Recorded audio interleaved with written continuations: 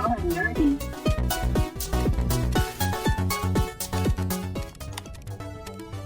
What's up, everybody? Welcome to another wonderful episode of your favorite podcast, Raw and Nerdy. I'm Rook. And I'm Archon. And today we're going to be talking more Starfield. Archon is going to talk about his recent events, and we're going to finish the episode, like always, since Firefly was announced, talking about the most, what is it, episode 5 or 6? 7. Yeah, episode 7 of Firefly. 5, 6. Nope, 7. Hopefully you watched the right episode. I did. I watched it. Hopefully I watched the right episode. Is he a hero in that episode? Is who a hero? Is Jane a hero in that episode? Yes. Then you watched the right episode. We're right. We're on the right episode. Okay, good. All right. So let's get started. You want me to talk about Starfield, or you want to talk about your week, sir? Your wonderful. I always want you to talk about Starfield because it's a wonderful game. It is. I love the game. Actually, I had to go run that errand, and I was in the middle of building my ship, and I just left the game running with that. So my background right now is my game running with the ship I'm working on it. Oh, wow. Okay. Because Starfield, that's one of the downfalls of Starfield is you can't save the blueprint where you're at building the ship. Oh, yeah, that's true. So I didn't want to stop where I was. So I feel like they should add that. They really should, at least just to be able to save where you're at so you can come back and rebuild it, continue on it later. But yeah, so that's currently on my screen behind me, or behind the desktop app for Riverside. Okay. That's fair. I got something going on in my background too, so I guess we're even. All right, so everybody's aware I will be talking about Starfield, but I want to hear how your time on that podcast went. Dude, I had a blast. Pedro, who runs, the Starfield After Dark, he does a great job. We played some fun games, and I thought it was funny that he was calling them risque, but like maybe PG-13. Maybe. I mean, they could have been way more risque. I kind of wish they would have been, because especially since we kept calling them risque. Yeah.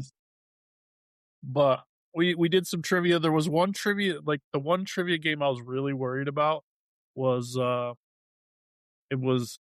is this quote from Starfield or not? And I was like, I don't know how well I'm gonna do on this, because anything technical. I mean, like, there's so many quotes from Starfield that, like, am I gonna remember them all? But then right at the last minute, he changed it up and he did, is this quote from Starfield or Star Wars? And I was like, okay, I'm gonna get this no problem, because I know about Star Wars, so I know that if it's not Star Wars, then it must be Starfield. So yeah, I got all my questions right. I knew I would. I was like, okay, now this game I can play. You're talking to a super Star Wars nerd here, so up there representing Raw and Nerdy like it's nothing. Heck yeah. But yeah, it was a good time. Met some cool people on the show. Made some good connections. My boy Bubbles, I followed him on his streaming, and he followed us. And there was a dude named Stash. I have to get him on the show. He's hilarious. Gotta love networking, sir. His whole thing is like he role plays his character live, and he is a Trackers Alliance. Like, he's part of the Trackers Alliance, and he plays that role well, and he's funny. Nice. I like that dude. But that sounds like a blast. I tried doing that on stream, but I feel like I'm boring, so I was like, I'm not going to do that. Well, he like doesn't show his face on cam. He only has his character's picture. Boom. That's all you see. And he's got a glorious stash. The glorious stash. Yeah. It was a lot of fun. I mean, I really had a good time, and you'll have fun when you go on. I've got an open invite to come back whenever I want, so I might take him up on that here June in not too 3rd. long. June 3rd is when I'm going to be on there. June 3rd. Okay. Huh. Yep. It's Interesting. it's one of the weekends where one of the prior weekend I work, so it's the Wednesday where I would normally take off to record. Okay. Yeah, so it'll be So we'll have to interesting. find a time to record that week, or maybe it'll be an off week. We'll have to see how it all works out. Yeah, we got time to figure it out. Anyhow, All right. So how was your time at Starfield? Starfield's going great. I actually have been following somebody named Cornelius on YouTube. He's a shipbuilder. Uh, he posted recently a build, and I hit him up and said, "Hey, I can't see," because the way he does his part list, instead of just giving you a list of all the parts he uses, he actually lays out one piece of every part he uses in the build, and scrolls his cursor over it so you can see where it pops up on the left hand side, the component description, so you can actually see what it looks like and the name of it and the symbol it gives you for that part, so you know how to find it quicker. Um, and so he does that, highlighting each part so he knows which one he already hit. And then when he was doing that on his last build, it was zoomed in for some reason to where like the power and part description was off screen. Mm, And he's like, I did not notice that. Thank you for pointing that out. And then he sent out the parts list of here's the actual better version of it. But I'm building my ship with some inspiration from his build, but going completely on my own for everything else because he had some ideas that I liked. So I'm borrowing those, but I'm using a different bridge, a different back section. Pretty much the neck of the ship is what uh, I use from his build for the most part because it's a nice merge of parts that actually makes it look interesting and not flat. interesting. Interesting. Interesting. I was kind of a builder this weekend too. Really? Yeah, I built a bunk bed In real from life, scratch. Yeah, from scratch. how'd that go? I was tired after I got done. Yeah, like I went to Home Depot, just bought a bunch of wood, had an idea in my head, and just went with it. Came out awesome. The kids love it, but man, my wife left at about 10 o'clock in the morning, and she got back at about 6. And in that time frame, I went to Home Depot, got what I needed, came home, built the whole thing. Nice. I finished it about 15 minutes before they got home. Wow. Good timing. Yeah. My problem is when I try building something like that, if I don't have some sort of someone that can actually translate what I'm trying to picture in my head as I describe it, can translate it on paper, I have a hard time putting it from here into a build.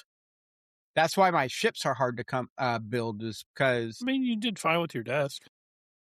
yeah, but that's a very simple thing, and it's a very common thing people do when they're building their desks. They use these Alex drawers, and the top was basically not a lot of work. It's just what's it called? Sanding, staining, and polyurethane top coat.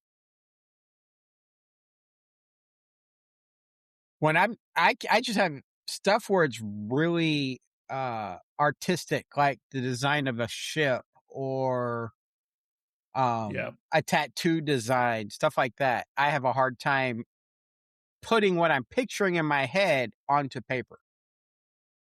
It's funny because when the last time when you played Dune with me, you didn't have any issues with like building your place. Like you were able to put that into motion pretty easy. I took some creative liberties, but I used some people's already build designs and I went my Gasp. own way with it. What? Here, I thought you were building this creative thing, and you were copying. No, the only thing I copied was the two sides where the way they had it set up to went all the way up to the top where it had that alternate colors. I like that, so I just was making sure I did it the way they did it. But the rest of it was my design. See, once I get going and I see it starting to form, I can build it. It's getting it that starting going. Yeah, like in Hightail, you build some pretty cool stuff too. Yeah. That one is, let's see, the house I built, the base of it was based on a marble design that somebody did in Minecraft, but the top of the house was completely mine. And then the longhouse was following somebody's build, but I'm modifying the interior of it. You say modifying as if you still play it at all. I haven't jumped in a while, but it's still there. I haven't jumped in a while. Hey, my son still jumps in. Yeah. At least somebody's on the server. Yeah, he still plays. I told him, I was like, hey, just so you know, yeah, Rook doesn't really play a whole lot anymore, so I don't know how much longer he's going to keep the server up, but figured I'd keep it running for until we are officially done with the game. I don't mind keeping that running. So back to Starfield, because we went we were on the subject of building. I know, right? I mean, it was a good deviation. But no, so I've been doing a lot of exploration, and I'm seeing a lot of people in comments saying they are having a hard time finding the defunct broadcast station, which is where you find the moon jump. Well, that's because it's not in the same place for everyone. It's not. It's a random POI. Right, and you can find 50 defunct bases, and the moon jumper won't be there. Like, it's not always there. No, the moon jumper is always at the defunct broadcasting station, but that POI does not populate that. I've read several people say that they have found the defunct broadcasting station, and they did not find the moon jumper. They said that they found like 6 or 7 different ones and no moon jumper yet. That's weird, because everywhere I've read online and in my gameplay is I'm finding it only at the defunct, unless their games are bugging out, because I don't know. I heard it was just completely random, and I heard one guy said he found it somewhere else. Wasn't even at the broadcasting station. Interesting. Oh, so maybe I see it like every time the defunct broadcasting station appears. Really? Well, I have not done it myself, so I don't know. Yeah, but I'm finding out that space is a lot more alive than it was before. There is, instead of everything being abandoned or deserted, there's actually mining outposts. There's actually more different types of scientific outposts. There's more civilian things being populated. So the space isn't feeling as dead as it did before. And I'm actually enjoying that. Except for when I'm trying to get money. So I need more deserted stuff and more abandoned places to appear so I can get more money. There's easier ways to get money. I don't feel like making a bunch of adaptive frames. Well, then you must not want money. Yeah, actually, I was looking at it. I'm thinking about going to Bessel 3B and actually building on that one point a lot of people say is the best point to mine on. That way you can actually have all 5 resources and just gather them and build a bunch of adaptive frames. I'm going to probably build my first factory in Starfield in that location, because I haven't built a factory in Starfield in over 1,000 hours of gameplay. It's time. And that is the spot. That's always been my favorite spot. Yeah, that's what a lot of people say. I'll probably do that later tonight if I get my ship build done. Because right now, That is my primary thing. I need to shorten it. I think I got something else on it because it's showing it's 48 meters long on one side. So I think I got something not attached to the ship. Hmm. But yeah. So I've been doing a lot of exploration as always because I've been looking, and then Mossy's been sitting there sending me ideas of lakes surrounded by beautiful mountains. He sent one on Discord, and he goes, "I found this nice lake surrounded by hills and not too far from the coastline, but the water will kill you, and the hazard conditions are garbage." It's nice though. It can look nice. It'll kill you, but it's nice. I mean, what can you do? Yeah, what can you do? And yeah, I found out last week when I discussed that I was having issues m- uh with the hazards and the afflictions. It was because I forgot I had it set to Max. advanced. Yeah. Yeah. Kind of Unfor- had a feeling that was the case. I mean, I still get afflictions pretty easy, but it's not environmental afflictions aren't triggering every 5 minutes I'm on a bad planet. So that was the one thing I had to change because I don't have good gear to constantly, and I don't have good gear to constantly keep going to these planets and go longer than 5 minutes without getting affliction, which a lot of them will start draining your oxygen really fast. And it's like, okay, I can't do this because it's going to It's slow me down. obnoxious.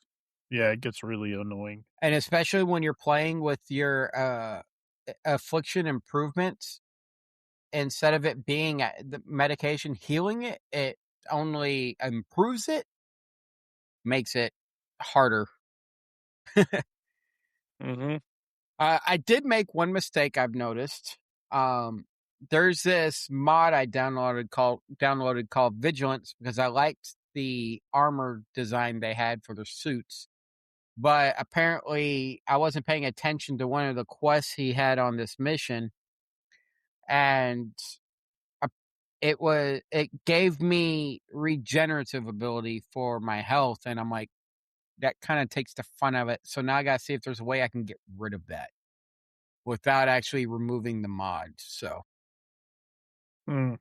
yeah, unfortunately, that I sucks. mean, you can get regenerative abilities through skill points anyway. So, like, Yeah, but and to be honest, I'm not in an area where I'm going up against a lot of high level people or enemies. So because I'm doing my typical exploration, I'm starting at Iridani and working my way west to east or left to right on the map. so it's Um, making you a little too OP. I'm a little too OP just because they're all level 8 characters and I'm level 51. I mean, that's fair. But I am running around with. I had the old Earth pistol for a while, but now I got the XM, I think 2311 or something like that. It looks like the old Earth pistol, but is modern times in game. And that thing is pretty powerful. So I'm just sitting here with this. I feel like a smuggler assassin because I'm running around with a silenced pistol and picking people off before they alert everybody. Mm. And I don't know if I noticed this before, but something else I noticed in the game is when you're sitting there sneaking around, if nobody notices you and you pop somebody before they make any noise or nobody sees them, uh, it doesn't aggro everybody like it did back when I was playing before. Um, Yeah, that's one thing about Dune that irritates me is like you'll snipe somebody from forever away, and then suddenly everybody knows exactly where you are. What the heck? that was an issue I had with Star. That's an issue I still have with Starfield. When you're sneaking around and you snipe somebody, even if they don't, even if you hear them saying they don't know where you are, or if you're far away and they shouldn't know where you are, they all start shooting your direction. So Mm-hmm. that's an issue I still have, but that's a minor issue. It doesn't break immersion too much, so I deal with it. I am finding out Sarah is more of a help than a hindrance. She's taking people out left and right. I'm like, that's different. Yeah, especially if you give her a good gun. She picked up a uh the mag pistol Hmm. on her own, switched to that, and is using it. They I didn't start know she could do that. they start switching weapons on their own. Hmm. If they find a weapon that's better than what they're using, they'll switch it. She went through 3 different weapons from when I first picked her up. And I haven't traded with her once. So, Always make sure I give her like some decent grenades and a decent weapon, and she's tough. the last time I gave one of the NPCs grenades, they kept lobbing them right where I was standing. Granted, that was a melee character I Oh, was trying to play, but hey. But yeah, sorry. I'm having a blast with this game again, and I can just talk all night about Starfield and some of the things. I do need to start posting pictures in Discord of the areas I'm checking out. Yeah, that wouldn't be a bad idea. I mean, get some good screenshots and Mm-hmm. I show everyone, especially once you get your factory up. Show us a mm-hmm. picture of that factory and this ship build. But yeah, ship build will definitely get a picture in there. It's going to be a class C ship. It's going to be an exploration ship, so it'll have some weapons to defend itself, but it's not going to look like a battleship or anything. I do have another ship build I want to do, but that one's going to take me a lot of time and funds in game that I need to get because, again, Cornelius has a ship build that I like that actually, if I shorten it just a little bit, it'll actually fit within the parameter set, but it actually looks like a really good space destroyer build. Hmm. It fits within the parameters, though. His is a little bit. He has the mod that lets you build longer ships. Uh, Uh, so I would have to shorten it out a little bit, but it still looks pretty cool. So I yeah, mean, that's what it's all about. It's got to look cool. that Doesn't matter if it's functional or not. It's got to look cool. it's called the rule of cool, man. Yep. The rule of cool. So I am also another inspiration I'm running on my ship build is YouTuber Linden has his build that's a inspired by the RSI Apollo medevac ship from Star Citizen. And I'm going to, there's a section about it, how he has it built that I'm going to use because I like how he does to break out of the wings to the engine pods. So I'm going to do that, but without the long extension to the engines. They're going to be closer to the breakout. And when I say breakout, uh, that's the best way to explain it. So, say this is the ship. It's a little U shape that comes out like a little stub wing before the actual Mhm. wing goes out. The transition period. That's what I'm looking for. I want to use his idea because I like how it looks, and I'm going to try making that fit. But I got to start messing around with engines layouts and stuff because I got the better snaps, better flips mods, so everything lines up a little bit better than just having to work with the default snapping locations. And so I want to Mhm. try making a better engine to sell for each side of the ship, um, and see how that goes. But that's going to take some work.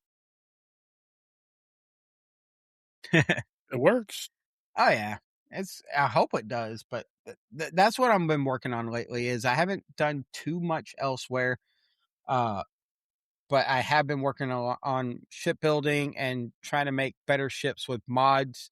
Yes, I have gone away from my aversion to mods, obviously, because you can make cooler looking ships with these mods. And it's not like I'm putting gameplay changing mods in there hardcore. Um, I did one by accident. The rest are all ship part. Mhm. Accident. Hey, I thought the suit looked cool. I didn't know it was going to have the regenerative ability in it. And the suit is actually decently balanced because I picked up a set of bounty hunter armor that had one stat lower than what the suit I'm currently wearing is. And that's because the suit I'm currently wearing is legendary and came with the ballistic shielding already attached to it. So it had a higher ballistic setting. But yeah, shipbuilding mods, I kind of like how a lot of them are set up, and I'll post the ship as soon as I'm done with it, and we'll spend the rest of the night working on it. Most likely, I spent most of the day working on it. So, all Okay. right. So, if y'all have any questions about Starfield, or y'all have any topic ideas you'd like to hear me and Archon bounce off of each other, hit us up in our Discord, discord.gg/raw podcast, or linked in the description below, because I like talking about Starfield, and Me too. Archon likes talking about Starfield. So, oh, by the way, I was thinking one of the quotes. If he would have said that, I would have said, "I used to be an adventurer, but then I took a bullet in the knee." There's something similar to that where they say, but instead of finishing it, I took a bullet. I took a bullet in the. Never mind. Something like that is what they say. Nice. I actually heard that. I was like, "Oh my god, that's funny." So, sir, you got some Dune you want to talk about? Dude, I played Dune. I know you're shocked. But Totally. I'm working on my character, and he's pretty tough. My shocked face. He's a trooper / Bene Gesserit right now. So like, I got my grappling hook, and I got my super speed, and he's a lot of fun. Like I'm working on right now. I'm working on the quest that unlocks the last final skill for Bene Gesserit. But I've got like rank 3 of everything. I need to start going through and doing some of the other ones as well, unlocking some of the other things just for the extra added stat bonuses and stuff. But for now, I'm liking where I'm at. That's good. But I did something the other day that I have not done in Dune yet. I made myself a carrier. Really? Yeah, How big it is took it? a lot of farming. Oh, it's massive. She wanted to say hi. There's Ezzy. There she is. Yeah, she just wants to say She hi. wants to say hi. You wanted her to say hi. I wanted her to say hi too. But yeah, I built a carrier and it's massive. And you can build. I don't know if you could do this before. I don't remember it before, but you could build these giant cargo containers Mm-hmm. that look like shipping containers, basically, that will hold like up to 15,000 pounds. So, like, if you want to, like, for instance, move a base, you can just Mm-hmm. throw everything in that shipping container, pick it up with your cargo or your carrier, and just go fly it somewhere else, set it down, and start building a base. And you'll have all your stuff Nice. right there. But the weird thing about it is that the shipping container isn't considered a storage unit like your like normal ones, Okay. It's considered a vehicle. It's considered one of your vehicles, That's which I weird. guess makes sense because the carrier before was designed to be able to pick up your vehicles and move them around. It could pick up your buggy, or it could pick up your little like vacuum thing and move it around to where you wanted it and drop it down. So that's probably they probably added it as a vehicle so that the carrier could pick it up without having to recode the carrier. That would make sense, but that still sucks when you're trying to transfer cargo. Yeah, but okay, so like I don't know if you remember this or not, but you could go to your container and you can transfer things from the container to the ship or from a ship to the containers Oh yeah, I from remember that. directly in there. So you can just like go to your containers and just transfer everything to it. which is fine. Like, it works fine. Okay, that makes sense then. But it's kind of cool. I haven't used it for anything yet. It just have it. And my next goal is to build one of the little vacuum thingy bobbers. But they got a new vehicle in the game. What's the new vehicle? That's like it. If I had to describe it, I would say, do you know the game Twisted Metal? Yes. Do you know the character Axel? Yes. Why did I think that's who you were going to mention? It's just two big wheels, and you sit in this little pod in between the two big wheels, and just, it's wicked cool, and it's fun to use out in the desert. It goes really fast. It's got no storage or anything. It's basically just for getting from place A to place B, but it's really fast, and it handles really crazy. Like, it's got really sharp turns and stuff. Nice. But you have to have the DLC, which if you bought the collector's edition of the game, which of course I did when it came out, then it comes with all the DLCs, including the new one that's about to come out. But I don't know, it's kind of fun, and I have to have one of all the vehicles. Oh, wow. They named it the tread wheel. Yep, the tread wheel. See. That's pretty cool though. It's fun. Yeah. It handles well. But the only problem is it's not big monster truck tires, and you're not holding on to the tires like they're part of your arms. Trademarked. Yeah.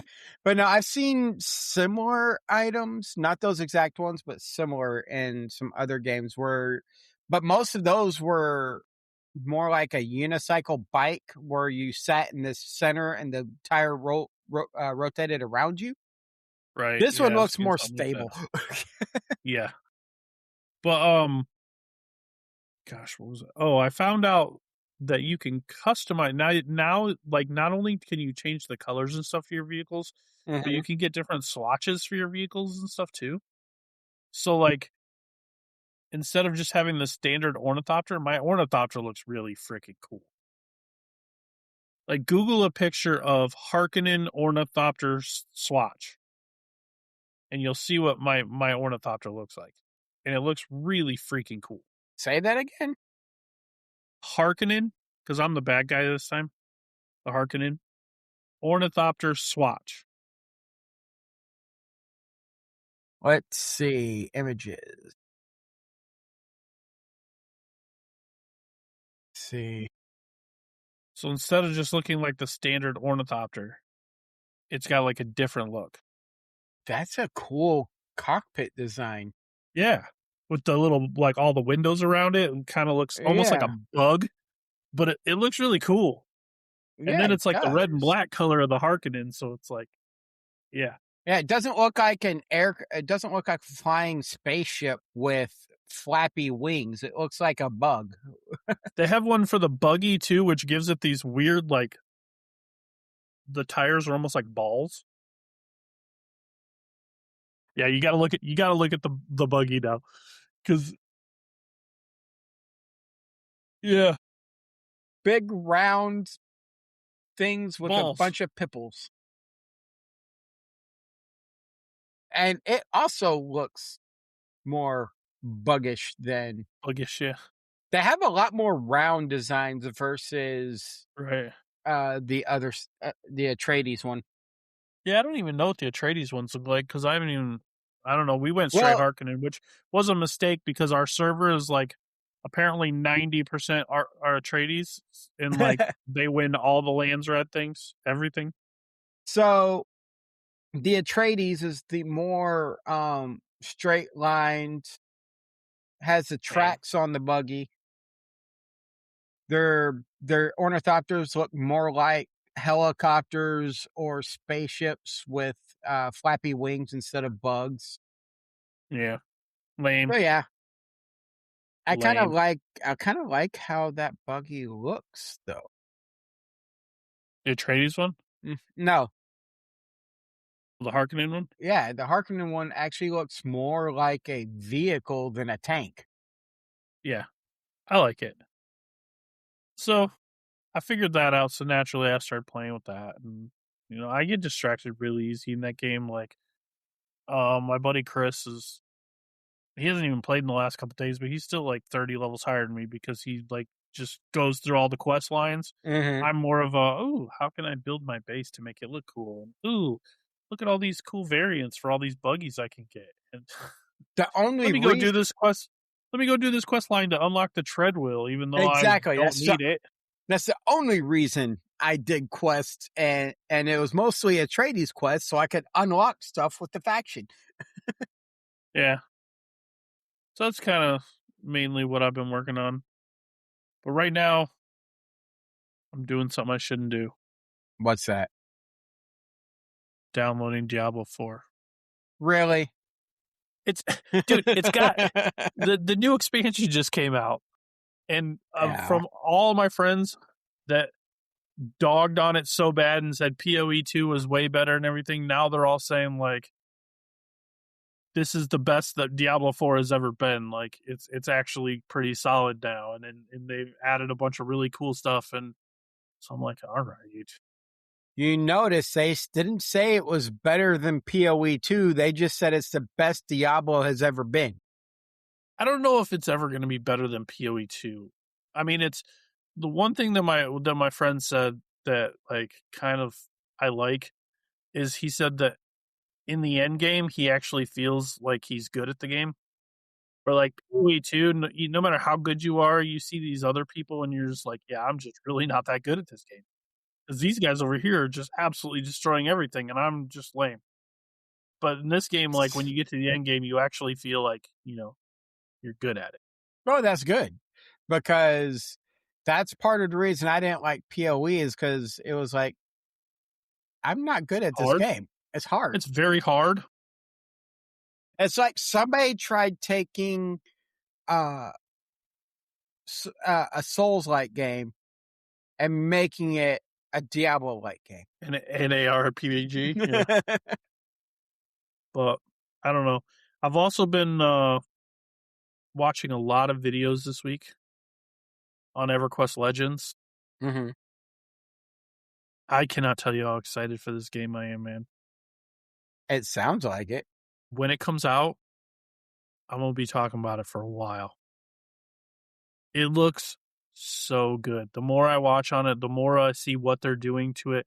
It's basically like, I almost feel like it's not even EverQuest. It's set in the exact same world as the original EverQuest, so all the dungeons will be in the same places, and for the most part, and like everything, like the world wise, will be the same. But the rest of the game is just going to be completely different. Nice. That's good. It looks so good. They're changing how a lot of the spells, how they work. They're changing like how the classes meld together. Like one of the big questions I had, like I really like bards. They're like one of my favorite EverQuest characters. Mm-hmm. You can run around playing songs and stuff. And I was like, well, how's that going to meld with another character? Because like with a bard, if you try to cast a spell or anything, it stops their songs. Well, they changed all that. Like their melody will still play while they're casting the spells, and like they're just they've thought of everything, and they made it to where like one really cool thing I like about it is that there's a difficulty system where like Mm-hmm. you can go into different instance versions of zones that are just yours, but you can set the difficulty to be like tier 1, 2, 3, or 4, depending on how hard you want it to be and how hard you want the monsters to be. And like obviously the harder they are, the more experience they give you and the better loot they'll drop and stuff like that. And like, oh, just they're changing. It's so good. But they said that like on tier 3 in the beta test and everything on tier 3, everything people have been able to solo anything, like everything in the game Mm-hmm. on tier 3. Tier 4, a lot of it can be soloed, but some of the raids can't be. Like you actually will need friends to do the raids. You'll So actually they're need making it friends. super. Yeah, they're gonna make it. They're making it super casual to where you can like play at your own pace and play how you want to play, and be able to get gear to combine with other gear to make other gear and like level up your gear. The gear system is sweet. Like you can take two people, like say you have a short sword of the Yakisha. You can combine it with another short sword of the Yakisha to make a short sword of the Yakisha +1 that makes it stronger than the previous version. And Okay. then you can keep combining it and going up. It goes all the way up to like +10. And then you can add like sockets with other stats on it to make it stronger in a different way. And like the way you can customize your gear is insane. That actually sounds very beneficial because there's a Yeah. lot of games where you just constantly get same copies of a sword and it's like, this ain't getting any stronger. Now Right. they And you can do it with like any of your armor. Like nice. you find leather bracers, you can combine them with leather bracers to make leather bracers +1 that'll be stronger, and so on and so on, and tell you like, and you could take like, if you got a piece of gear like rubicite armor in the original game was always super sought after because it was this really cool red plate looking armor that everyone loved. You can take the appearance off of that and put it on something else. Nice. So that if you find that like if you have really cool gear that you really like, you can make it look like this other cool thing, you know? Very So I mean, nice. they're doing like anything that I could think of throughout the years that, man, I wish they do this at EverQuest. They're doing it in EverQuest Legends. So it's going to be so fun. Man, I wish I could do this. Well, guess what, sir? Yeah. That's one game that like, I think with a group of like 4 people, you'll be able to do anything you want in that game at the max tier difficulty if Nice. you have the right setup of classes. That's good. I mean, raids can go up to 8 people. So we'll see how that works. But they were talking about how like you could even like your epic weapons and stuff, you can even upgrade those. But you don't have to do the epic twice. You get these things in raids. They're like tokens that help you upgrade stuff too for like the harder to get items. But like I don't know, dude. I'm so amped. And when this comes out, I'm sorry guys, but you might as well just play it because everybody might as well just play it with you because they're going to hear about it. I haven't played EverQuest in a very long time. July is a good time to start again. I tell you what, in July, I will run with you in EverQuest Legends. Score! Oh, yes. When does it come out in July? I don't think they've given an official date yet. They just said July. They should release it on July 2nd. I don't think that'd be a good idea. Because everybody's going to be gone for 4th of July and stuff. Yeah, but it'd be on my birthday. You don't want to release it right before everybody's gone. But it'd be on my birthday. Yeah, but I don't know. I think it'll be after 4th of July weekend. It will be. I think it'll probably be more mid-July. I hope sooner than later because I want to play it so bad. It looks they release it on July 5th. And it's funny because like all the beta testers have like these NDAs so that they don't let no information come out. And then the publishers like just keep releasing all this information about it. Yeah, because like, they want to be the source of the information. They don't want people just randomly talking about it yet. So we're all randomly talking. So one thing you got to remember though, is the developer an American company? I think so. It's Daybreak. Let's see where they're. Daybreak Studios. Game company. There it is. Where are they? But man, the ultimate. They've made a lot of games. Let's see. I mean, the original developer was Sony Online Entertainment. Yeah. But they sold it to Dark Paw, who then sold it to Daybreak. Contact. Haha. Y'all suck. Contact support. I want emails. Y'all suck. Where is How do you want emails? Daybreak? I wanted a company.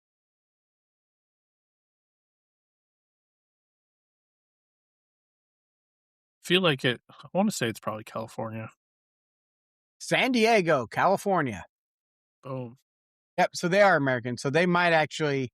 The only reason why I brought that up is I was curious if they would actually hold off on July 4th weekend and push after, or if they would Oh, push because at of the any time. holiday. Yeah, because that's an American specific holiday versus uh, the rest of the world. So it would make sense if it was another country that they were like, nah, we're just going to release it when we want to. So I was just curious because then they could That's release fair. it on my birthday. Yeah, it's gonna be a lot of fun, and the thing I really am excited for is that it's like it's one of those play at your own pace. Like because you can solo anything, Mm-hmm. you don't. One of the biggest drawbacks to the original EverQuest would be, oh, I have 3 hours to play. So you log in and then you spend 2.5 hours looking for a group. Then you finally find a group, and then you're like, oh, now I only have a half. Yeah, there's a lot of games like that. Lord of the Rings, they've done it to where at certain levels they don't scale the enemies hardcore with you, so you can still go and solo some of the non-scaled stuff from back when level 50 was the level cap. Uh, Doesn't Lord of the Rings have like a function where you could bring like NPCs in for your group though? not That one for doesn't. not for their instances, no. Okay, I know some games do that. Like I know Final Fantasy does that. You could do that on World of Warcraft now. Yeah, no, they don't do that. But they do have it set up to where if you everything is within a level range for most of their actual scaled instances, so they Right. can actually you can solo at a higher level that content, and then a lot of the older instances that used to be raids at the end of the because level 50 used to be the end game and Angmar used to be the end game stuff. Well, now you can go back with a high enough level character or three characters on level in most cases and go through and run through it. So they Yeah, that makes sense. but a lot of their old content they haven't level scaled. So as once you hit above a certain level, you're more OP than that content, and it doesn't scale up like some of the newer stuff. You can actually choose 3-man, 6-man, or 12-man, and that's how Right. difficult it is. Uh, Yeah. I just like that this one's gonna be like a play at your own pace. mhm. Like you can play with friends if you want and up the difficulty to make it a little tougher, or you could just solo and play at whatever difficulty you are comfortable at, and like you could do anything you want, which Yeah. is really good. And another huge thing is the original EverQuest, you got a lot of people fighting over camps for like the good mobs that drop the items you want. Hmm. Whereas with this version, you can create an instanced version just for you of that dungeon and just go have fun. Like you don't That's have good. to worry about competing with all the other people or getting trained by the other people and killed and things like that. And I mean, there's just so much positive about it. I'm That stoked. that's one thing I do really like about Star Wars: The Old Republic and the way they did their instances is all the story content is instanced. So if you're trying to get gear from somebody, from a certain boss or something, when you go in there, only the people that are with you as part of that party can in a, do this Right. stuff. It's in the individual instance from everything. Right. So I kind of like that. Yeah. It's pretty awesome. So I'm really looking forward to it. I mean, I'm sure as more information comes out, I'll share. But like, there's some really cool features. I could again, like you with Starfield, I could talk about this all day. Like, there's so many good things about it. So So if I could win the $1 billion Powerball, you know what I would do?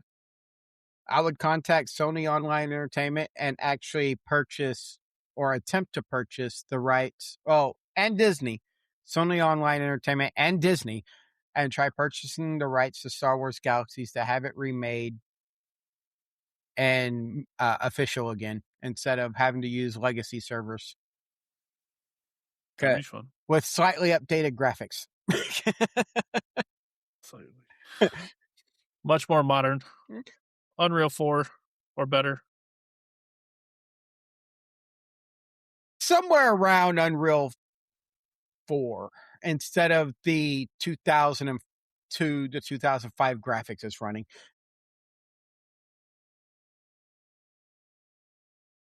All right, man. It's that time. Yep. So Firefly. as everybody heard at the very beginning, Jane's a hero and didn't even know it. Oh my gosh, dude. This episode was so funny. Dude, I just love how when he goes into the place, he's like, all right, Mal, everybody hates me. I gotta dress. He needs dressing up in this really hot clothes and I all gotta hide. Last time I was here, it didn't go so well. Dude, the beginning where he wrecks the doctor's sick bay and like he's taping a gun to himself, and Mal's like, "No, you're not bringing a gun," and he's like, "Oh yeah, I need one to protect myself." Mal just looks at him. He's like, "Why are we talking about something that's already been decided?" Love that phrase. It's like, whoa. And then he goes in. Like, That's that when was so tough. He's just like, why are we still arguing about this? I already told you what we were doing. you need to use that at work, though. Why are we talking about something that's already been decided? And then watching I might use that one at work. Watching when he goes to take the tape off, he's like, yeah, it doesn't hurt. Yeah, then the reactions while they're down there at the statue. I know. He's like, all right, let's move on. And they're like, we can't. We're just going to sit here and stare at this marvel. Like, what is this? And the doctor, he's like, I think this is what going mad feels like. And then later on, he goes, nope, I'm pretty sure this is what going mad feels like. Oh, yeah, the song, The Hero of Canton. Jane, the hero of Canton. So fast forward a little bit, we learned the story of why he's the hero of Canton, and it was completely by accident. He accidentally Robin Hooded himself. Yeah, stole from the magistrate and had to dump cargo while he was trying to escape. So he threw some of the money over and fell. And his friend. And his partner. I wouldn't say friend. Threw his partner off the ship to try and like really, did he think that was going to be enough weight to help? Apparently, it was. Throw away the treasure, so let me chuck him out first. No, he threw off the other half of the reward. So he threw off half the reward and threw off his partner, so he had his half. What did you think about the doctor being put in the doghouse by Kaylee?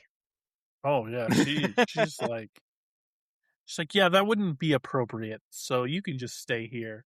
Well, he is kind of dumb. Hey, come on, dude. Malcolm's face was great. Flirting with you, and you're just like, oh, I would never do that with Kaylee. And she's like, oh, really? Why not? Like, what the heck? And then Malcolm's face when she's saying that. Yeah. He's more of a, my hands are tied. She spoke. I like how things, I like when they were like getting drunk and Malcolm's like, all right, well, it's time to go. And she's like, no, things are working out good right now. And he's like, oh, yeah, why don't you guys stay behind? Like, that was hilarious, dude.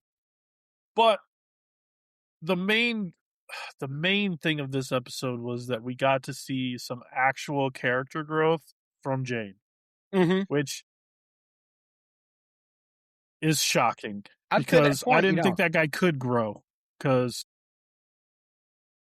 like he is so like full of himself and self-centered, and you also got some backstory to him too, a little bit. Now, not a lot, but you got to see the kind of person he was before he got with Malcolm. Right. And I mean, he was kind of his usual self-centered self up until the point when the dude jumps in front of the bullet for him, and then he's like, what the heck? Like, why would he have done that? And then, like, I think he like clicked to him. And Malcolm was kind of explaining to him, these guys, they need a figurehead. They need someone to look up to. They need somebody to worship, and you just happen to be the person that accidentally gave him a reason. Yep. Like, It's hard to really explain to people when they can't grasp the concept that people need a symbol of hope, and Jane gave them that symbol. And especially those people. I mean, they just sit there and just make mud all day. God, that'd be torture, just making mud all day. Indenture servitude, gotta love it. But no, trying to explain that concept to somebody who, in real life, who's never paid attention to that kind of stuff and is that self-centered, it's really hard to do. Right. I wouldn't say I would try, but then again, I wouldn't jump in front of a bullet for Jane.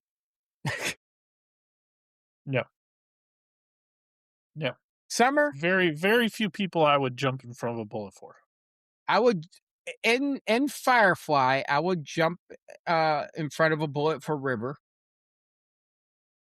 and Inara. I don't know about River, because she's to everyone else on the ship, that girl's just cuckoo for Cocoa Puffs, man. Like, she's just weird. Like, hey, she does a really good job of fixing books Bible. does she? Does she actually do a good job? Oh my gosh, when he like let his hair down and it scared her and she went running and hid. Oh, I was laughing so hard. And she's like, don't worry, he's going to put his hair away. And she's like, it'll still be there. God, that was just funny. Zoe comes around the corner. She's like, why? What's got her so scared? She comes around the corner. She's like, oh. Oh man. That was just great because too much hair. Because she never saw him with the hair. It's always been slicked back. It's always been in that ponytail.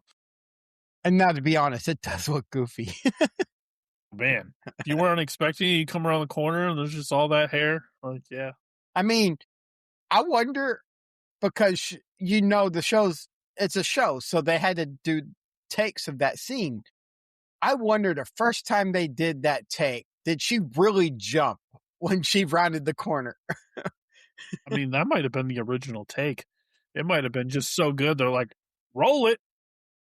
Because we're gonna use that one. Because Summer Glau did a really good job of being freaked out by the hair. But I wonder how many takes that one took. But watching Zoe round the corner and go, oh, like she is stunned. Yeah. Whoa. Some of the best in TV and movies, some of the best stuff I've seen has been when you watch the documentaries or the behind the scenes, it's takes that were something happened and they went deleted with scenes.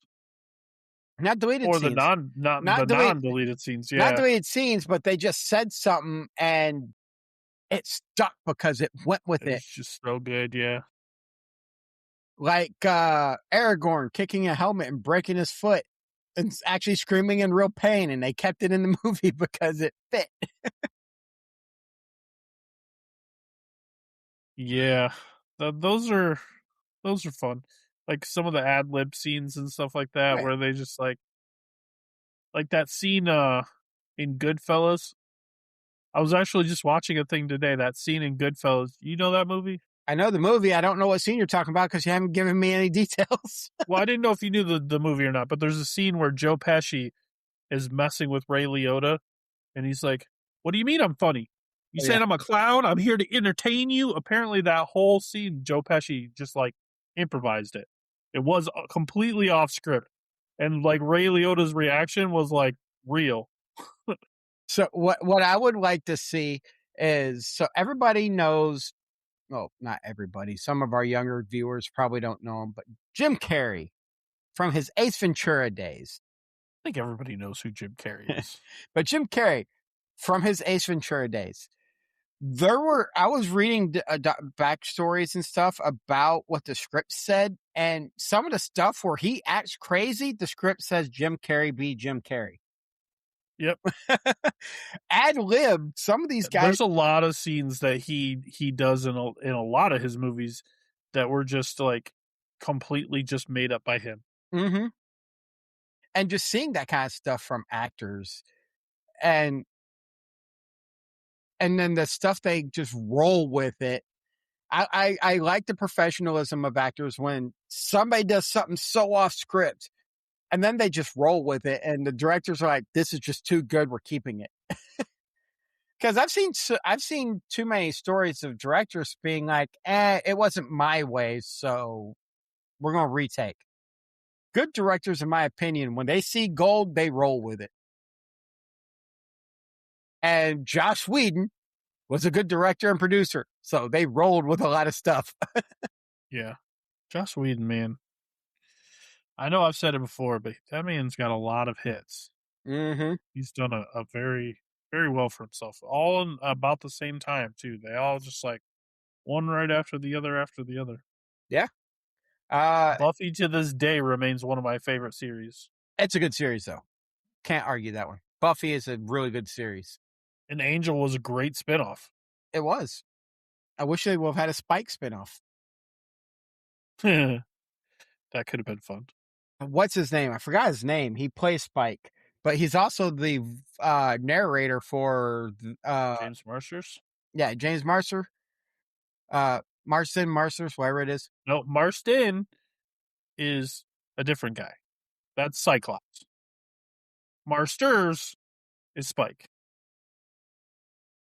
Yeah, Marsters is the one I'm Yes. thinking of. Because he's the what's it called? Narrator for Jim Butcher's book series, The Dresden Files. My mind just went Okay. completely blank. Okay. Yeah, he the very how I'm now I don't know. I think the first thing I ever saw him in was Smallville. James Marsters. I want to say Yeah, he Smallville was in was the first Smallville. show. Yeah, he played Professor Fine / Bizarro Brainiac. I don't know, Brainiac, not Bizarro. He played Brainiac. But I don't remember if I saw him in that first or if I saw him in as Spike first. It was probably Spike. It would have been.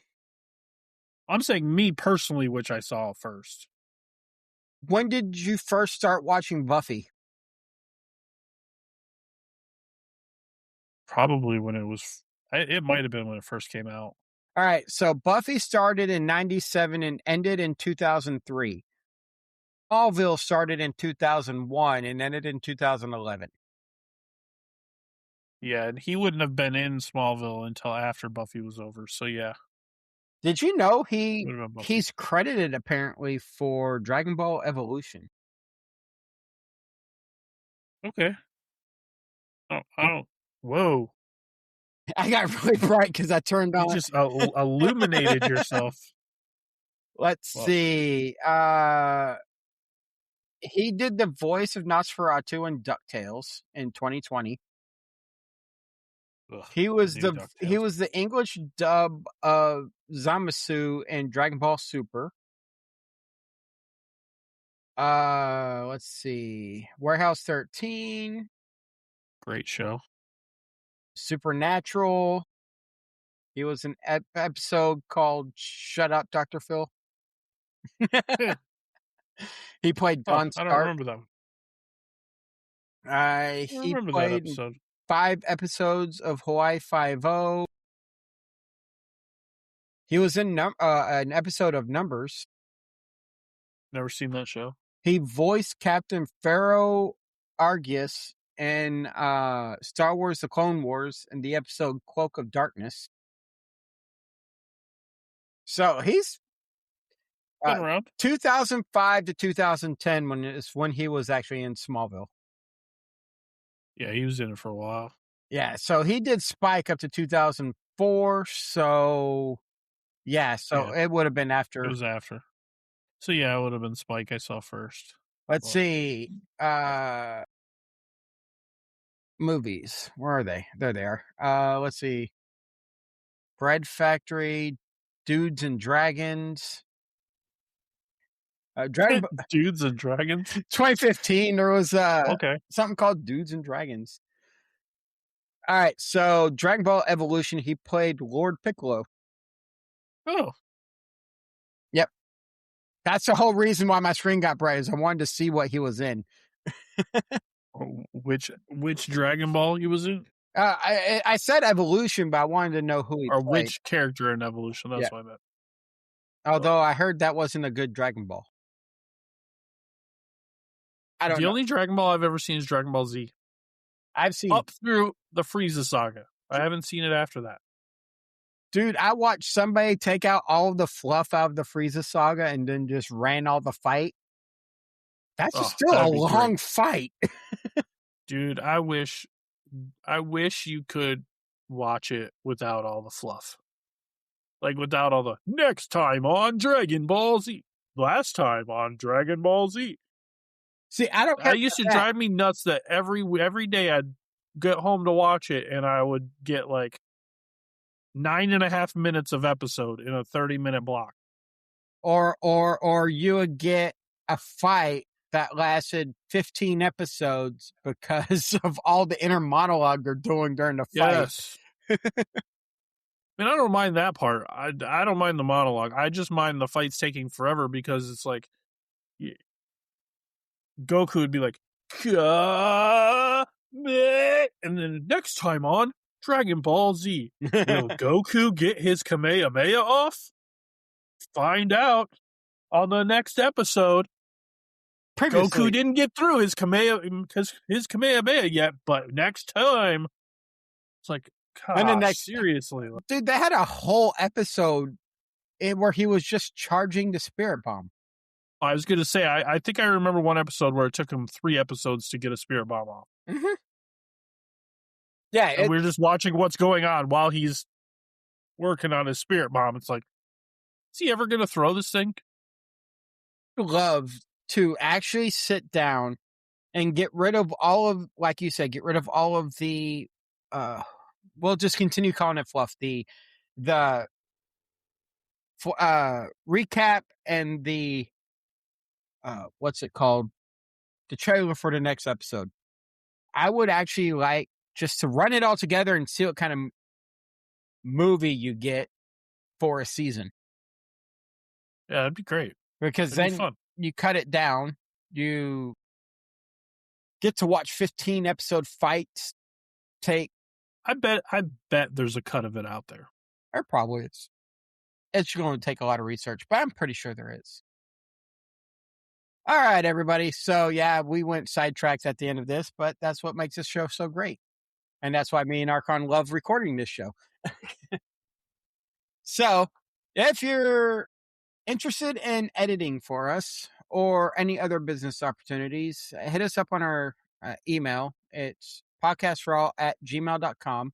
It'll also be linked down below in the description of this episode. If you want to talk to us directly, Discord's the way to be. I do have it set up as a community thing. Unfortunately, we have to get 200 people to join our Discord before it just becomes searchable. So for now, just keep using the invite link that's in our Discord below, or in our Discord below. Okay. In the description below. In the description below. And, or if you're just listening to this, it's discord.gg/raw podcasts. Is there anything I'm missing? Like and subscribe. Like and subscribe. Yes. If you like this episode, you like any of our previous episodes, please like and subscribe. It helps us get to more viewers. And we just love making these, so we'll continue making them. But it would help us out greatly. That it would. All right, so everybody, I hope y'all have a great day. And from me, stay nerdy. Great week, guys. See you next week.